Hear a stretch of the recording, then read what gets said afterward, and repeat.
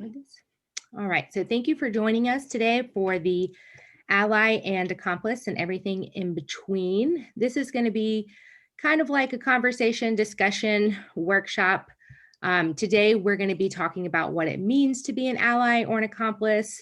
And this workshop today is a part of the larger series, Walker Spring Connect. This week, we have workshops happening, mock interviews, and a networking social at the end of the week. So I encourage you all to participate in those events if you can. Today, we have a great group of people joining us to talk about this conversation and this topic, and just to try and facilitate some meaningful conversation around it. To start, I'd like to give you sort of a layout of what it's going to look like. We're going to spend a little bit of time, probably 15, 20 minutes, getting an introduction of the topic from Lydia Presley, and I'll introduce her in a few minutes. And after that, we're going to break out into breakout rooms. We'll have 3 breakout rooms. And within those rooms, you'll have a couple of facilitators to sort of help walk through some scenarios and answer a couple of follow-up questions for that, and just kind of generate some conversation there.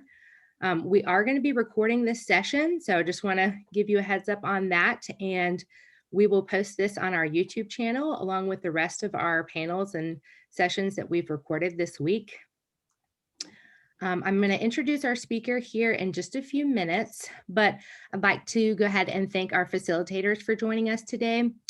From AppState, we have Lamont Sellars from the Intercultural Student Affairs. Give us a little wave, awesome. And then from our Inclusive Excellence team, we have Pia Albinson. I know I saw Pia here somewhere, awesome. And Meredith Pipes, she's here too, and Eric Slinker as well. And then we also have Lindsay Spann joining us from AIT Insurance Group, IAT. Wait, sorry about that, Lindsay. So thanks for being here. And also Jacob Street from Selective. So this group of people I just mentioned, they're going to be sort of leading the conversations in our small groups and our breakout rooms here in a few minutes. But I would like to go ahead and introduce our main speaker, who's going to introduce the topic to us. Lydia Presley is joining us here today, and she is a PhD student studying English literature and cultures. Lydia's research is in Native American literatures and boarding school narratives. She's defending her dissertation in a few weeks, and so I know she is very busy, so I appreciate her time today.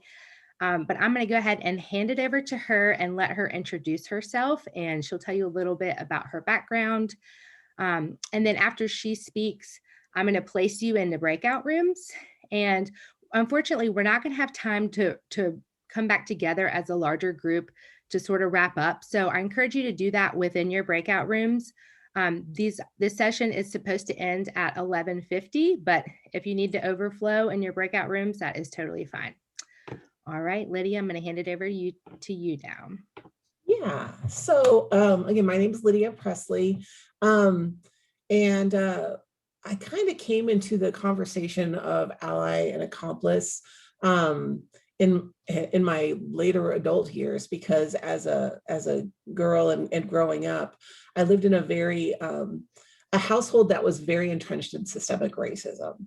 And it wasn't until I went back to school in my 30s that I began to question some of those things. And I did that through a Native American literature classroom, where I could see a lot of the things that I had grown up believing being challenged in the literature that I was reading. And that kind of started my journey onto finding out, what is an ally? What is the work of an ally? And through my PhD studies, I stumbled across the concept of accomplice work. And so in my PhD studies, I do a lot of work with as Jackie said, with boarding school narratives.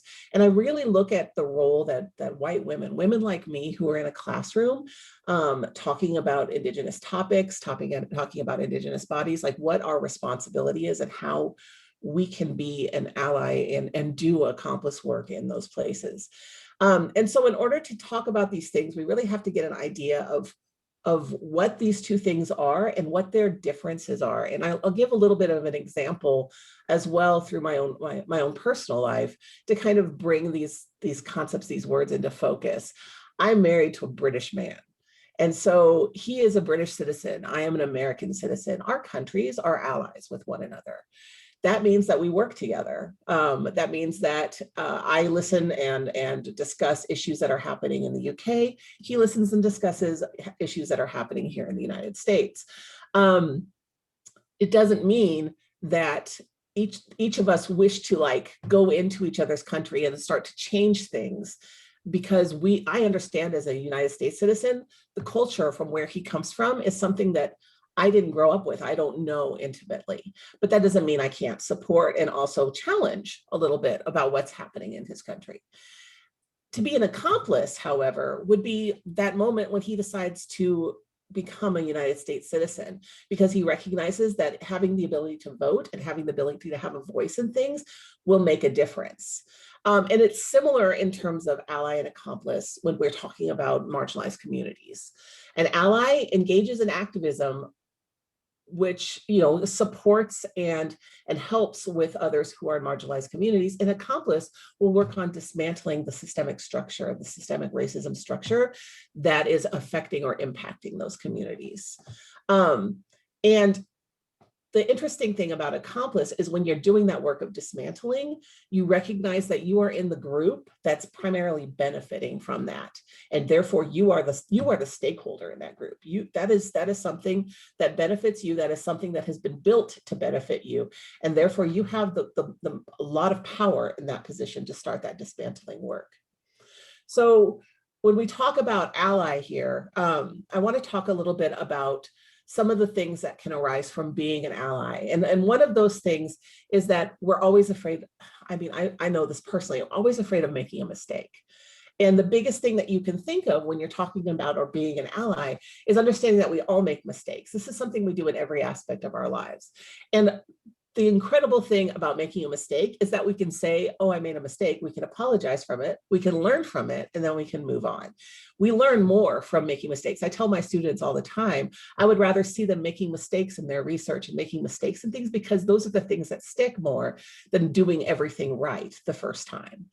So as an ally, one of the most important things that you can do is recognize that you make mistakes, apologize for it, ask for education, search out education, and move on from it, having made that mistake and understanding what to do.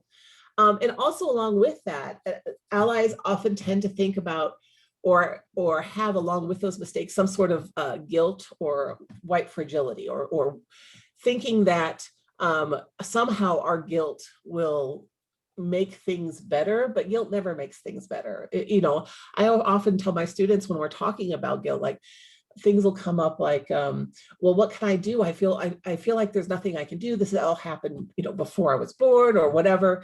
And I always think, well, guilt spurs us into action. Like that's what you should be doing with it. What can you do now? Your guilt doesn't do anything for anybody. So that's one of the big conversations that I have. We have to talk about what we can do now. So what are some of those things that we can do? Well, as an ally, we can disrupt a conversation that we know is working to oppress a marginalized community. So we can just speak up. That's one of the biggest things that you can do as an ally, is to speak up and kind of take that ability to educate upon yourself. We can listen to Black and Indigenous and people of color's voices. We can, and by listening, I mean really listening and believing, because that's the second part of listening, is you have to understand that what is being said from a community that's not your own, and learn and accept that truth. We can continue to raise education and awareness issues about these things, something that you all are participating in right now. This is not something that I'm an expert on, or I am alone in speaking on. Every single one of you is capable of taking these concepts and having those conversations, not only with your professors and your classmates, but with people in the business community, with your families, with any sort of social environment that you are in.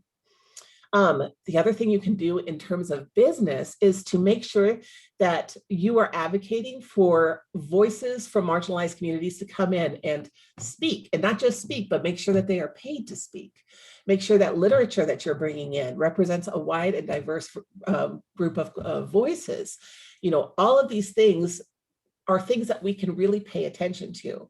I remember a class that I took once, and it was on American literatures, and I was noticing that all the American literature authors were white authors. And one of the things that I did as an ally was to speak up to the professor and say, hey, white people aren't the only people here in America. We have to see a diverse group of authors to represent who America is.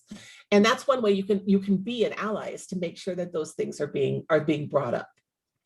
Now, how is that different from accomplice work?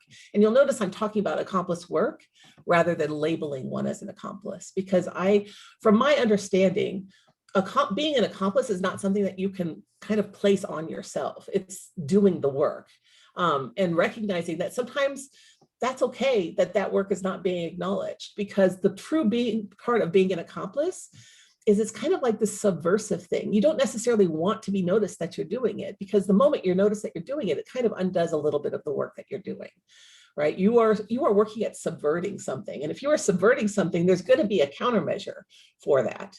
So in order to do the work of an accomplice, you want to challenge that institutionalized racism, colonization, and white supremacy in our workplaces, in our policies, in our societies. So that means if you notice that there's an issue going on with a specific business that you're interested in, you join that business and have one of your main goals to work to dismantle those structures within that business, work to create new policies, work to hire people from marginalized communities. You need to fully also understand that this is a fight that affects all of us. This is not something that just affects marginalized communities. It affects all of us in the workplace. And it benefits all of us to have a wide variety of voices and experiences and backgrounds contributing to the conversation. You have to be willing to be led, like listen and let those, not really led, like listen and understand that those who come from marginalized communities have a different perspective and have a perspective on an issue that is facing their communities that you do not have. So the best thing that you can do is listen and take their lead. It is not the job of any of us to go in and try to save a community. It is our job to listen and to provide the support that is needed. One of my favorite slam poets, Dylan Garrity, often talks about this, his sister who teaches in a school, and she teaches students whose first language is not English, and talks about the fact that she has to give these students tests and that they are always falling behind or failing because these tests are not being administered in their language, and they're being kind of forced into classrooms that aren't allowing them to catch up and to learn. And he says that, this is a game that they're losing at. And then my favorite line that applies to this is, the winners of a rigged game don't get to write the rules. And I think of accomplice work as recognizing that we are part of that rigged game, and therefore we should not write the rules into how we treat others, how we treat the workplace. We have to listen and understand that those who are struggling with that game need to rewrite the rules to succeed in it. It's also understanding that not every Black, Indigenous, or person of color that speaks is speaking for the whole group or represents the whole group, and that there is just as much of a diverse community as we would expect from any of our own communities, from my community. One of my favorite TED Talks is Danger of a Single Story, and Adichie talks about the fact that there is not one single story that represents a community or a group or a nation. It's made up of a whole bunch of different stories. And oftentimes it's that systemic racism that only presents to us one story that represents the whole thing. So that's kind of my introduction to ally and accomplice work. And I hope that you're able to take some of these ideas into your groups and use them to apply to some of these scenarios that have been created for you. Thank you, Lydia. That was great. I really appreciate that. I'm going to go ahead and open the breakout rooms. I have just randomly assigned you all to a room. And so I don't know if it's going to prompt you to go there.